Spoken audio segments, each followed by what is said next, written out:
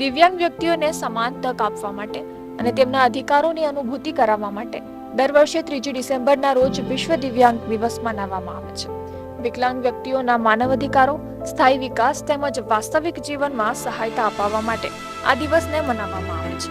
ત્યારે મૂળ ભાવનગર જિલ્લાના અને સુરતમાં વર્ષોથી સ્થાયી થઈ ગયેલા દેહોરભાઈ નાગોથા પરિવારમાં 2003માં પહેલા દીકરાનો અધૂરા મહિને જન્મ થઈ ગયો હતો, જેથી તેને 9 દિવસ કાચની પેટીમાં રાખવામાં આવ્યો હતો.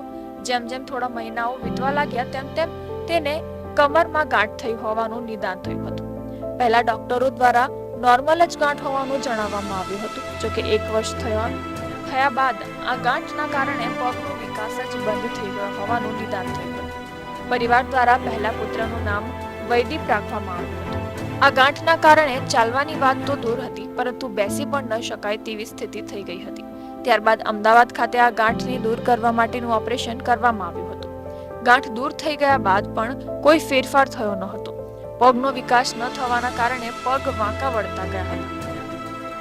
જેમ સામાન્ય લોકોના સીધા પગ હોય તેવી ફૂટપ્રિન્ટ ન રહી. જેમ જેમ ઉંમર વધતી ગઈ તેમ તેમ ચાલવાનું બંધ થઈ ગયું અને બેસવાનું પણ બંધ થઈ ગયું હતું. જોકે વૈદીપના જુસ્સા અને પરિવારના પ્રેમ અને હૂંફથી વૈદીપે શિક્ષણ ક્ષેત્રે સફળતાની સીડી ચડવા લાગી હતી અને ધોરણ 12 સાયન્સમાં ઉત્તીર્ણ થયા બાદ પોતાની કારકિર્દી મેડિકલ ક્ષેત્રે બનાવવાની નેમ સાથે તેને આગળ ડગવા માટે અને તેના આ સંઘર્ષે તેને સફળતાની સિદ્ધિ અપાવી. આજે વૈદીપ સુરત સિવિલ હોસ્પિટલની સરકારી મેડિકલ કોલેજમાં MBBS નો અભ્યાસ કરી રહ્યો છે અને અન્ય વિદ્યાર્થીઓ માટે પ્રેરણારૂપ બની રહ્યો છે.